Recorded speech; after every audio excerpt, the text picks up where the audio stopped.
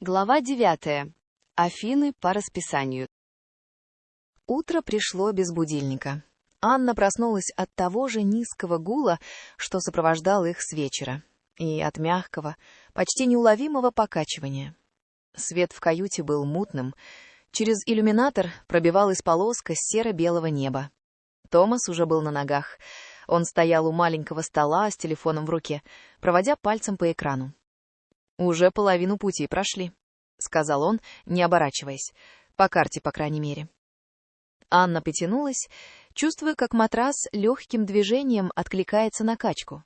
Тело будто уже приняло новое состояние.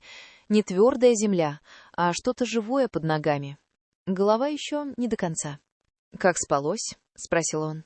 «Вполне», — ответила она, — «как в коробке на полке». «Коробка едет вперед», — заметил он. «Пойдем на завтрак, пока не очередь в ад». Они оделись, вышли в коридор. Там уже слышались голоса, шаги, звук закрывающихся дверей. В общем зале для завтрака людей было много. Подносы, металлические ложки, шуршание упаковок, вызовы по имени, крики детей. У стойки с едой выстроилась живая ломаная линия. Небольшие подносы, одинаковые тарелки — стальные контейнеры с яичницей, сосисками, ломтиками бекона, запеченными помидорами, булочки, корзины с фруктами, миски с йогуртом и мюсли, нарезанный сыр и ветчина. Все выглядело так, будто повар знает 3 главных настроения еды: сытно, среднее и лишнее.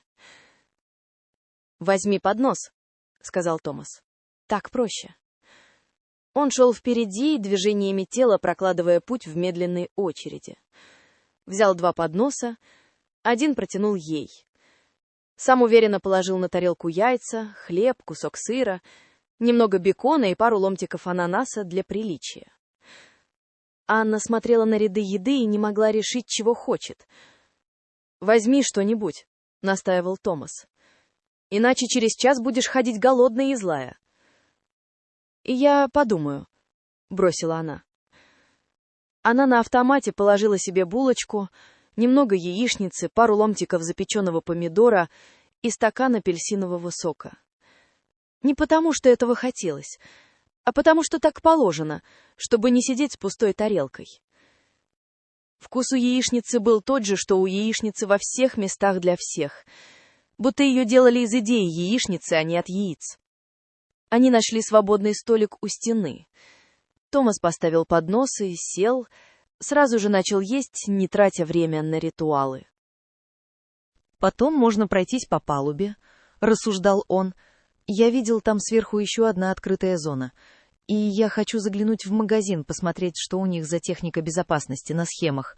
Мне любопытно, как они это рисуют». «Хорошо», — согласилась Анна. Она откусила кусочек булочки. Тесто было сухим, но теплым.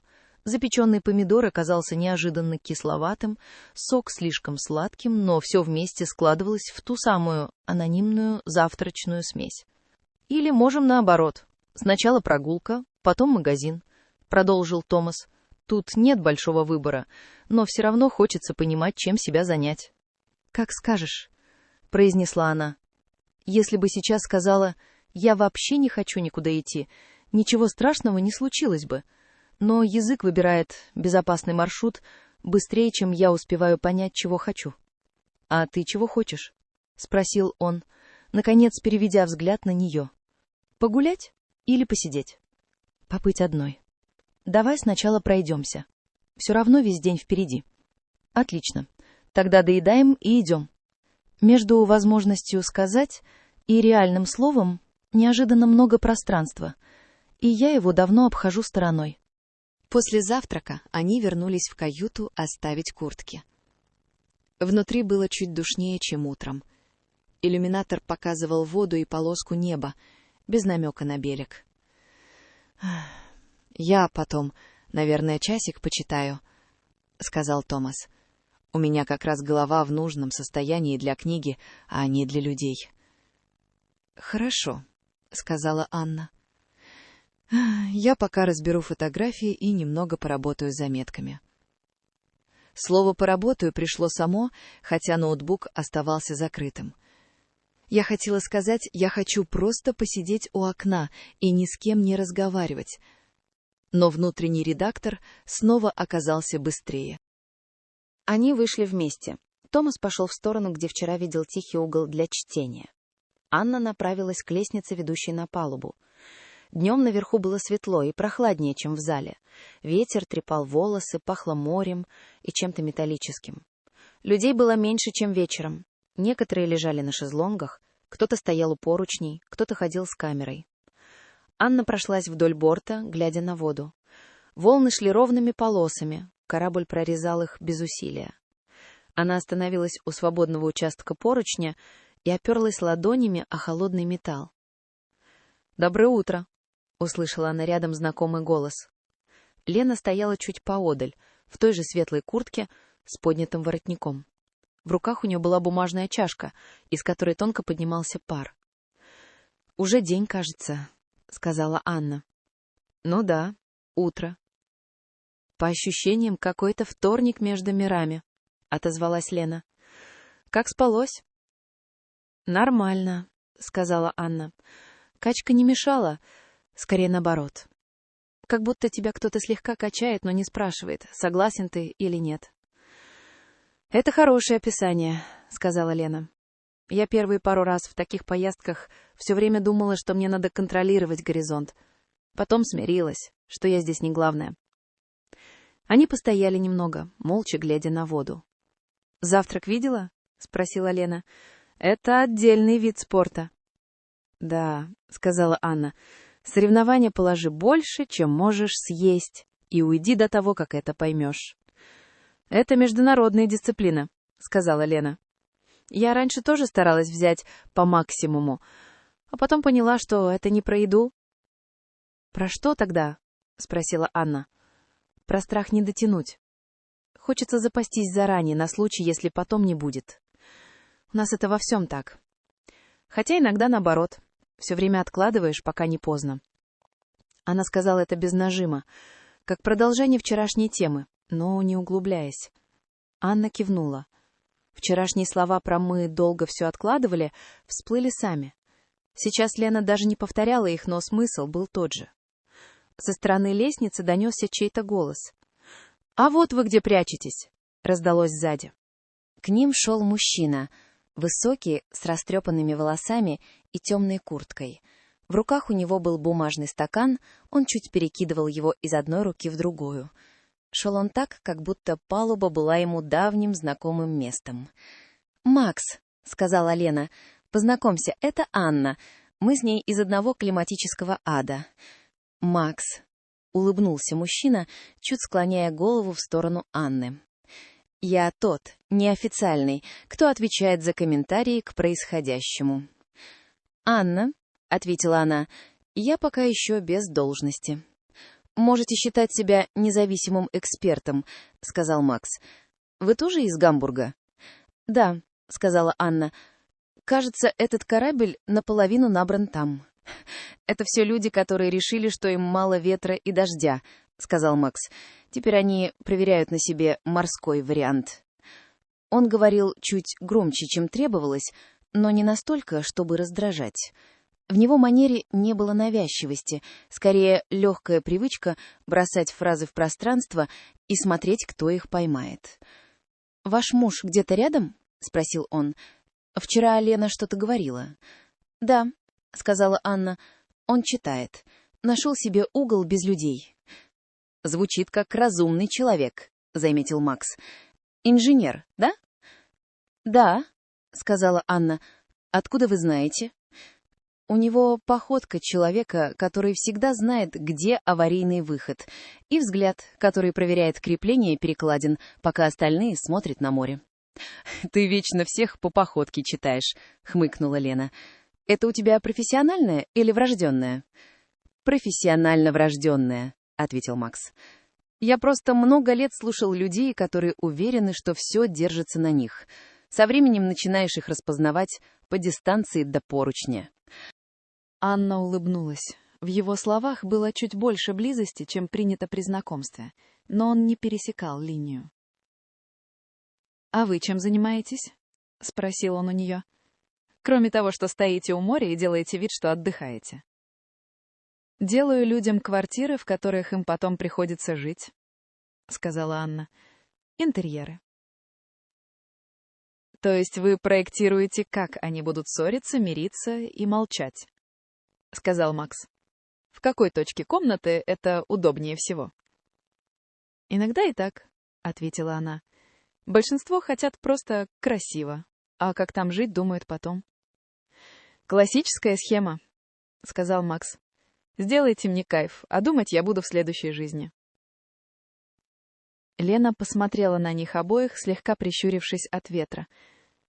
«Я пойду за вторым кофе», — сказала она. «Вы тут как-нибудь без меня разберетесь». Она ушла к двери, оставив их вдвоем у борта. «Вы давно вместе?» — спросил Макс, не меняя ленивого тона. «С Томасом?» «Достаточно», — ответила Анна. «Уже больше 10 лет». «Достаточно» — это интересная единица измерения. Ее сложно перевести в годы. «У нас все сложно с переводами», — сказала Анна. «Мы живем на 3 языках и иногда не успеваем выбрать, на каком именно поссориться». «Зато всегда есть шанс сказать, что тебя неправильно поняли», — заметил Макс. «Очень удобная стратегия». В его голосе не было оценивающего оттенка. Он бросал реплики, как камешки в воду, не пытаясь угадать глубину. К ним вернулась Лена с кофе и еще одной чашкой. «Взяла запасную, если кто-то внезапно поймет, что ему нужно больше бодрости, чем он думал», — сказала она. «Это опасное предложение», — сказал Макс. «От лишней бодрости люди иногда говорят лишнее». «На корабле?» — Лена пожала плечами. «Здесь все равно завтра никого не будет из тех, кто все запомнит». «Не факт», — сказал Макс. «Странно, ведь и люди в поездках иногда говорят честнее, чем дома. Может надеяться, что корабль за них сохранит резервную купию». Он усмехнулся. Лена махнула рукой. «Это он так всегда философствует, не обращай внимания», — сказала она Анне. «У него профдеформация». «Я привыкла к философам», — сказала Анна. «В Гамбурге они растут как лишайники». Они еще какое-то время стояли втроем, перекидываясь короткими фразами. Потом Анна сказала, что пойдет вниз, посмотреть, не вернулся ли Томас.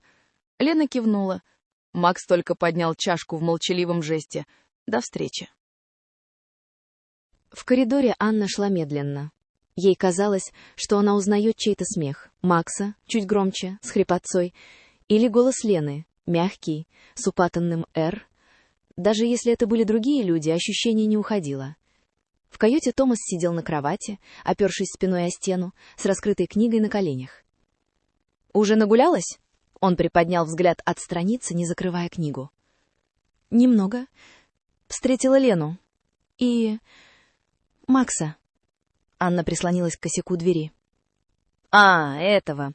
Мужчина недовольно поморщился. «Я видел его вчера мельком. Он из тех, кто знакомится с барной стойкой быстрее, чем с маршрутами». «Наверное. Мы просто поболтали. Ничего особенного», — тихо произнесла она. «На корабле как раз все особенное», — отрезал Томас. «Слишком мало места, чтобы разговоры не запоминались». «Он на него как-то реагирует?» — подумала Анна. «Ты на него как-то реагируешь?» — спросила она вслух. «На Макса? Я пока на него только смотрю. Это моя профессиональная деформация». Он попытался улыбнуться, но улыбка вышла немного натянутой. Он сказал одну фразу. Про то, что люди в поездках иногда говорят честнее, чем дома. Томас на мгновение замолчал, опустив взгляд на страницу, хотя, кажется, не видел текста. Звучит как человек, который любит наблюдать за чужими разговорами. Удобная позиция. Сам ничего не говоришь, только фиксируешь. Прохрипел он. Он перевернул страницу, хотя явно еще не дочитал предыдущую. «А ты? Ты в поездках честнее, чем дома?» Она подошла ближе. «Я, если честно, везде одинаковый. Это мой плюс и минус. Если начну делать исключения, боюсь, что не смогу собрать себя обратно». Эта фраза прозвучала совсем небезопасно. как человек, который на секунду заглянул туда, куда обычно не ходит, и тут же закрыл дверь.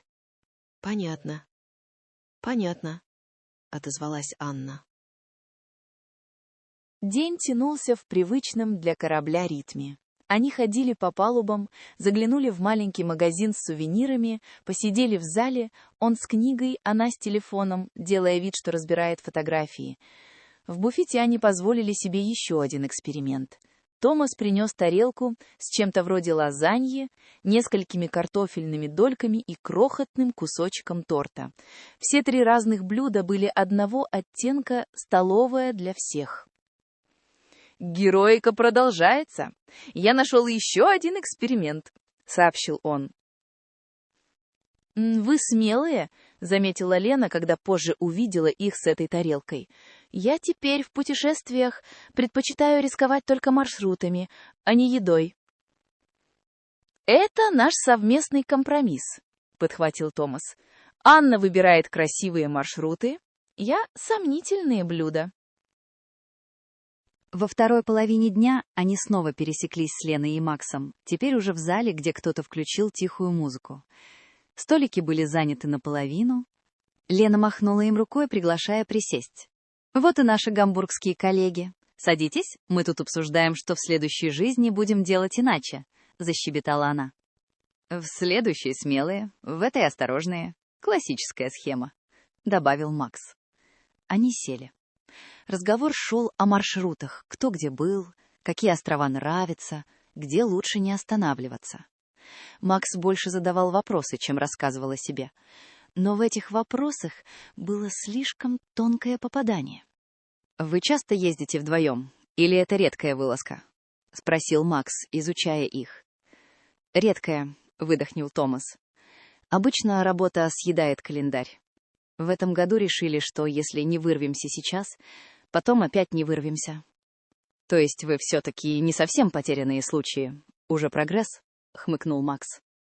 «Это звучит как диагноз», — заметила Анна. «Все мы здесь немного диагноз», — ответил он с тенью улыбки. «Просто одни об этом знают, а другие делают вид, что они просто в отпуске». Он говорил легко. Ничего впрямую обидного, но воздух между фразами слегка плотнел. В какой-то момент Лена переключила тему на выставки и книги. Спросила Анну, что она читает, Томаса, какие музеи любит. Разговор стал более безопасным, размазался по культурным маркерам. Но фраза про честнее в поездках и потерянные случаи так и осталась висеть где-то в стороне. Позже, когда они с Томасом поднялись в каюту, он немного помолчал. «Макс забавно говорит, как будто все время проводит собеседование», — проворчал он. «Тебя это раздражает?» — спросила Анна. «Не то чтобы...» — он нервно поджал губы. «Просто, когда человек, который тебя вообще не знает, начинает разбрасываться обобщениями, у меня внутри хочется посмотреть его резюме». Он чуть усмехнулся, но в голосе слышалось напряжение. «Ты чувствуешь себя потерянным случаем?» — тихо спросила она. «Я чувствую, что не люблю, когда за меня кто-то делает выводы. Я и сам с этим неплохо справляюсь», — отрезал он. Она кивнула. Это было честно и в то же время не до конца. К вечеру в коридорах стало шумнее. Люди ходили туда-сюда, смеялись, хлопали дверями. Из-за стены доносился чей-то приглушенный разговор, иногда короткий всплеск смеха. Где-то внизу глухо работали двигатели. Анна лежала на своей кровати, не включая свет. Иллюминатор показывал темную воду и бледный отсвет неба. Томас был в душе, вода шумела за тонкой дверью. Она слушала звуки за пределами каюты и все время ловила себя на том, что пытается различить голоса. Ей казалось, что в какой-то момент она узнает смех Макса, чуть громче, с хрипотцой, или голос Лены, мягкий, с укатанным «р». Даже если это были другие люди, ощущение не уходило. «Я чего-то жду, но не знаю, чего именно». Она перевела взгляд с потолка на дверь, потом на иллюминатор. В груди тянуло, будто дыхание слегка уперлось изнутри в ребра и не решается выйти. Ни тревога, ни страх.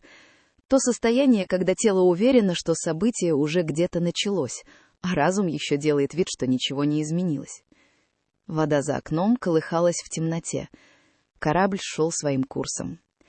Анна закрыла глаза, но тело продолжало быть настороже, как будто ждало сигнала, которого еще никто не подал —